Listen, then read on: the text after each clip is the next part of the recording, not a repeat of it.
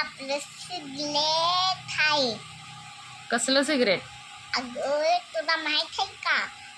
म्हणजे लहायचं चितलं हा. आहे. आणि काय करायचं? पप्पाला द्यायचं. हां, त्याला काय म्हणायचं आहे? चितलं म्हणायचं. हा, मग आता काय म्हणली तू?